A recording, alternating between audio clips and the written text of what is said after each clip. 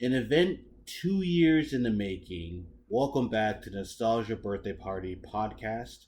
I am 50% of your host this lovely afternoon. My name is Mickey and I'm joined with. Hi guys, it's Leah. It's nice to be back with you after 2 long years, but I'm excited to get to talk about today's topic with you all. Yes, today we're going to go back into our video game bag and we're going to talk about the comparisons, or we're going to compare the two, The Last of Us HBO TV show and The Last of Us, the first one, the video game. So before we get started, I just want to say that if you haven't watched The Last of Us, if you haven't played the video game, there will be spoilers ahead. So now that I've gotten that out of the way, let's jump right in. All right, so that's actually one thing I wanted to talk about with comparing the two intellectual properties. Everyone who has not played the video game has now been introduced into the TV show, and now they're talking about all the subjects or the focal talking points of the show now. When people who've played the video game were talking about these about like a decade ago. It has, in fact, been almost exactly 10 years. It came out in June 14th, 2013. Well, yeah, I think that just is a testament to how good of a story it is. How something that happened 10 years ago can be brought up today and still talked about at length. Have the big moral debate of the ending of the show. Without even getting into the end of the show yet, the fact that the TV show The Last of Us, the way it was directed and shot and filmed, it looked like you were in a video game. So the people who didn't have a chance to play the original video game or even one of the several remasters that have come out over the years, you get to feel immersed into the story the same way those who played the video game did. Yeah, it's like a more of a condensed version, I think, of the video game. Sometimes, even if you would want to watch a video game playthrough, those could be 8, 9 hours of watching actual gameplay. But really, with the TV show, they did a really good job of condensing the bullet points of what you really need to know about the story, as well as expanding on how the virus started, well, the infection started, and everything like that.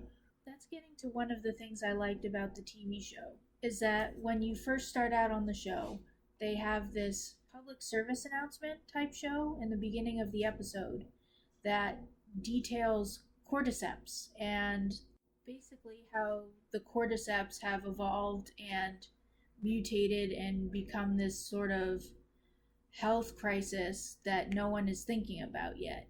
I believe when you're playing the video game, it starts right at a certain point, right before Joel and Ellie kind of go on their mission, and everything with the cordyceps is kind of left up to extracurricular reading or whatever. But in the TV show, they make it very clear what's going on, what kind of infection it is, and how it is virtually incurable. Which brings us straight into the usage of the infected in the show versus the video game.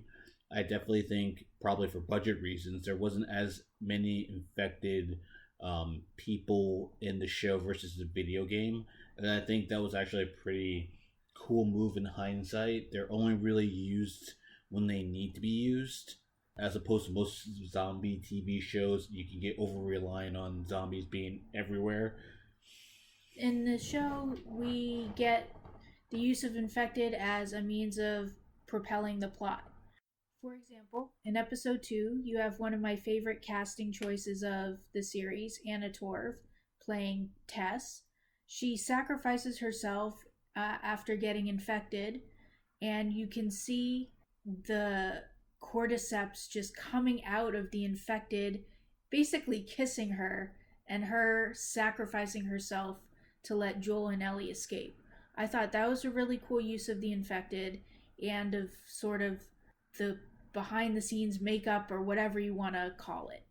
Yeah, there was definitely not an over reliance on CGI on the show. There was a lot of use of practical effects, which I thought was really cool. I feel like they really saved their biggest bomb of infected for my personal favorite episode, the Henry and Sam episode. They changed so much during the series. They made certain stories longer. I kind of hope they changed a little bit about this one, not from a storytelling point of view, but just because it's such a bummer. But they're still telling the story in a more direct, straight, linear way than the video games did. You get the story of Ellie and Riley and their friendship right at towards the beginning of the series, as opposed to the video game where it was downloadable content that you either did or didn't download. That way, when you're watching it from a TV standpoint, you have all the information you need to go forward. You don't have to look outside or. Basically, you don't have to pay any extra money. Well, aside from the money that you pay to have HBO Max in the first place to watch the show. And all the money that goes to HBO can be used to fund the cost of casting such awesome people for all their roles in this show. My favorites, for example, were Nick Offerman as Bill, and that episode with him and Frank, their love story, and how to get by in a post apocalyptic world was actually pretty nice to see in a change of pace on a show about infected.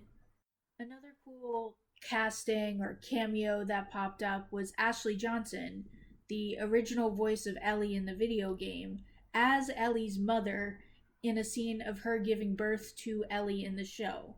I thought that was really a full circle kind of moment, and honestly, whenever in the couple minutes of scene time she had, I could just close my eyes and hear and see Ellie, the video game character. But that's not to take anything away from who they did cast as Ellie in the show, Bella Ramsey, who people would probably know best from Game of Thrones and her stint on that show. I think Bella Ramsey must have really done their homework in studying the mannerisms of a video game character to prepare for this role, because I really didn't find an issue with her character portrayal at all. I thought she was a firecracker, the right level of sarcastic, and she had the right amount of spunk to pull off this role. Yeah, I have never seen a single episode of Game of Thrones, and I probably never will. But I do know the show is known for having a stacked cast of very capable actors and actresses. So once I heard that she was in Game of Thrones, her being cast as Ellie, I thought that was a great fit. Also, she's a part of the LGBTQ plus community, so I think it was very forward thinking of them to cast appropriately for Ellie, especially with the inclusion of her relationship with Riley and everything that will happen in season two. I'm just a big fan of all the casting in the show. Really, when you look at the video game, it kind of gave me a little bit of Walking Dead feelings, where it's like, oh, it's people that just survived, but there isn't a lot of people of color. But this show did a really good job of just putting people in. I didn't feel like it was overdone or they were trying to make some kind of political statement. I just felt like these were a bunch of human beings that were left after an apocalypse. I think we'd be remiss to leave out the daddy of them all, Joel, played by Pedro Pascal. And he also came from Game of Thrones, among everything else he's been in lately, like The Mandalorian, and just pick a show and he's probably been in it lately. That man's really hot right now. He's in everything. He's like the male version of Jenna Ortega. I thought the way that he played Joel, that you could see from the very beginning how close he was with his daughter, how he grudgingly took on the role from Marlene to take Ellie to the next Firefly location. He didn't want a daughter, but as the show goes on, he you can see him lightening up his mood, his whole sense of self that he shared with Ellie. It's one of those things where, I bet some people could like see a poster or read a synopsis of the show and they could guess that these two characters are going to grow to love each other, but it's not so much about the destination as opposed to how you get there. There's only so many ways you can reinvent a wheel. You just have to do it in an effective way. And I think this one was very realistic and, very heartfelt. You could see along their journey just how much they came to care for each other. And that brings us to spoiler alert, the final episode and the contents of that episode. If you've made it this far into the podcast, listeners, thank you. But you also know that the ending of this game in this show is the Fireflies supposedly have found a cure for the cordyceps in Ellie's blood because Ellie was bit with her friend Riley but never changed, never became infected. So they think her blood has a cure.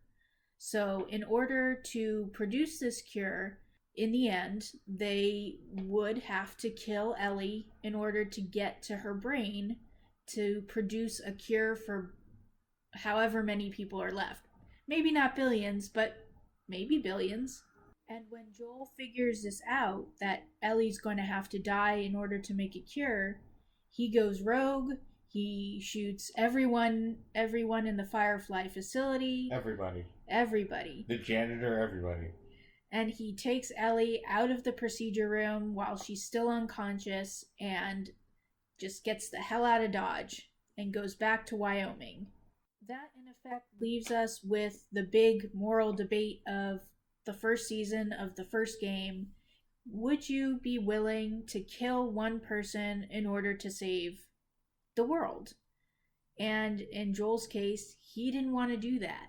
Mickey, your thoughts? Well, I think the way that the Fireflies were going about making the cure or vaccine, I'm not sure which one they were doing, either or, it just seemed like a really half-baked idea. I mean, they had a doctor in some university that they thought could possibly work. That's not a good enough sell for me to sacrifice someone that I care about. If me and Leah were in the same case, they're like, "Hey, dude, we think that we might be able to save everybody from this virus, but we got some doctor from Idaho over here in this laboratory that's been kind of running since the apocalypse happened a couple years ago. We think that if we kill her and mutilate her brain, we could probably come up with a vaccine or something." I'd say no way, Jose. When you're looking to make some kind of a cure or vaccine, the last thing you would want to do is kill the subject that you're getting this vital molecules or plasma or DNA from. If I heard they had to slice Leah's head open and kill her, that would be the first red flag. I'd be out of there. I don't necessarily think it's a saving the world versus saving one person personally, because everyone that's already affected, you're not going to be able to create something that's just going to make their brains reanimated back into their head and suddenly make them not want to rip people's throats out anymore. I guess I can see a little bit of that where this cure or preventative measure would probably just be that, a preventative measure. There are already all these infected out in the world and they're dangerous. And what you're getting from Ellie might prevent someone who comes into contact with an infected to become infected themselves, but also the infected could kill you before you have a chance to run away anyway. So I mean, I guess I could see how if it's just a preventative measure and not an actual cure, how saving Ellie might have been the right thing to do. I just want to thank Leah for not completely ripping my head off with her argument, because I knew she had some fire over there. The wheels were turning. It's like her eyes rolled into the back of her head with, "Oh, I'm going to get him here." But she let me off easy. I'm going to take it as a birthday win and keep moving. What I'm looking forward to now, though, is what they're going to do with Season 2. Because the second game, the gameplay and the story has been very mixed and negative on the internet. And I feel like they're really going to have to fix some monumental problems with the second game for the second season. But what do you think, Leah? And more spoilers ahead for the second game, Series 2, whatever you want to call it. That we had an episode previously of Nostalgia Birthday Party podcast where Mickey goes into some of his ideas on how to improve the second game. And that is the way in which the story was told. And in the second game, you have this non-linear story type. and it's a lot of utilization of flashbacks. And I think that could be important when it comes to season 2 of the show if you start with a lot more of the flashbacks just to build up these characters that in the video game were just thrown at you. There's no reason why Ellie and her muscular counterpart, whose name I cannot remember off the top of my head right now, there are two stories in the second game. There's no reason why they can't run side by side without and with you saving the reason why they're running side by side till the end of the season or something. There's no need for you to tell everyone what the other girl did in the beginning of the episode and then try to convince them or persuade them into liking her for the rest of the series. It's just not going to work. I agree with how that would play out because, as Neil Druckmann, the creator of the game and producer of the show, has said, he doesn't think that the season 2 or the second video game is going to necessarily have just a season 2, like the first game had only season 1. I think they're going to extend into multiple seasons the second game, and that would be the right move to build up both of these characters, Ellie and Abby, simultaneously so you can get to know their background, their motivations, and save the big climax of the end of season 2 coming up to be the big event that everyone's frankly going to be very upset about. And then you can go on from there. You can then decide to like Abby, not like Ellie, not like Ellie anymore. But by then, you have the full motivation for every character. Just like most instances in life, Leah, I couldn't have said it better myself. And thank you for pointing out the fact that we did this podcast, or we did a podcast about the second video game when it came out like 3 years ago. It's funny how time works in a complete circle and not just in a linear line. Until next time, I am Mickey, here with Leah, signing off for our podcast that's once again in progress. the wheels are moving again. So hopefully you guys will stick around with us. You can follow us on social media. Our hashtags. I sound like a boomer. Our social media handles are Mickey on VHS. And Leah, what's your social media?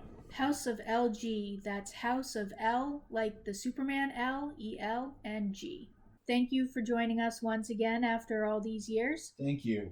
and we will see you again next time. Next time. Bye, guys. Bye.